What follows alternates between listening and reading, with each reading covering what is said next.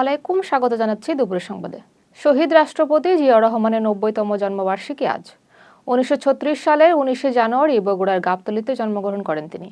বহুদলীয় গণতন্ত্রের প্রবক্তা হিসেবে ইতিহাসের স্মরণীয় সাবেক শহীদ রাষ্ট্রপতি জিয়াউর রহমান। বিভিন্ন রাজনৈতিক দল ও সংগঠন দিবসটিকে গভীর শ্রদ্ধাভরে পালন করছে।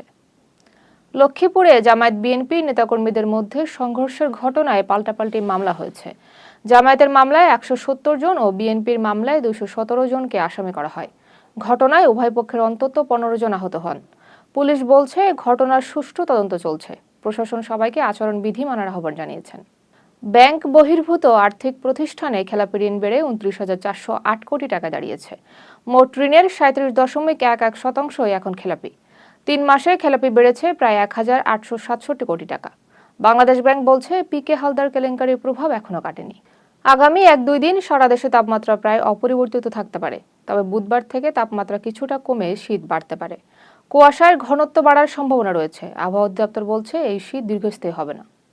বিএনপি চেয়ারম্যান তারেক রহমানের সঙ্গে আজ ঢাকায় নিযুক্ত মার্কিন রাষ্ট্রদূত ব্রেন ক্রিস্টেনসেন সাক্ষাৎ করবেন। গুলশানে তার রাজনৈতিক কার্যালয়ে বৈঠক অনুষ্ঠিত হওয়ার কথা। দ্বিপক্ষীয় সম্পর্ক ও ত্রয়োদশ জাতীয় সংসদ নির্বাচন নিয়ে আলোচনা হতে পারে। প্রয়াত খালেদা জিয়ার মৃত্যুতে সমবেদনা ও দায়িত্ব গ্রহণের শুভেচ্ছাও জানাতে পারেন রাষ্ট্রদূত। নির্বাচন কমিশনের সিদ্ধান্তের বিরুদ্ধে আপিল করে ৪১৬ জন প্রার্থী তাদের প্রার্থিতা ফিরে পেয়েছেন। শেষ দিনের শুনানিতে ২০ জন প্রার্থী বৈধতা পান। তবে চট্টগ্রাম ২ ও কুমিল্লা ১০ আসনে বিএনপি ২ প্রার্থীর মনোনয়ন বাতিল হয়। সিইসি পক্ষপাতের অভিযোগ নাকচ করেছেন। জাতীয় নাগরিক পার্টি জানিয়েছে নির্বাচন কমিশনের ওপর তাদের আস্থা কমে গেছে। দলটি নির্বাচনে অংশগ্রহণ নিয়ে পুনর্বিবেচনার ইঙ্গিত দিয়েছে।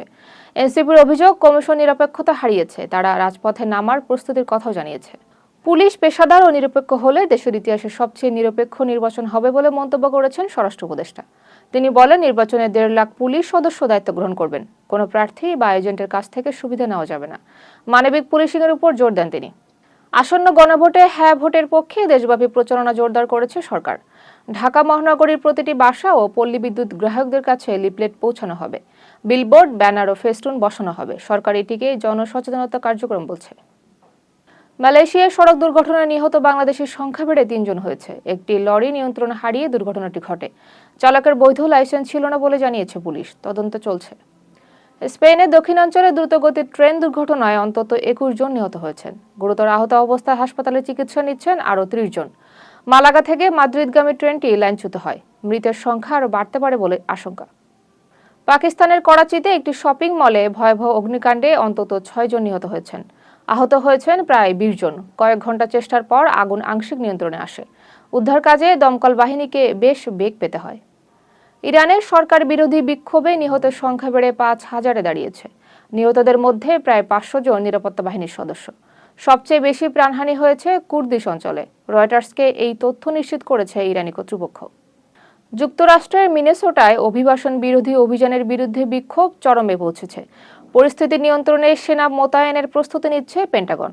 প্রেসিডেন্ট ট্রাম্প ইনসারেকশন অ্যাক্ট প্রয়োগের হুমকি দিয়েছেন। বিক্ষোভকারীদের তিনি বিদ্রোহী বলে আখ্যা দিয়েছেন। কলম্বিয়ায় ২ গেরিলা গোষ্ঠীর সংঘর্ষে অন্তত ২৭ জন নিহত হয়েছেন। নিহতরা সবাই একটি বামপন্থী গোষ্ঠীর সদস্য।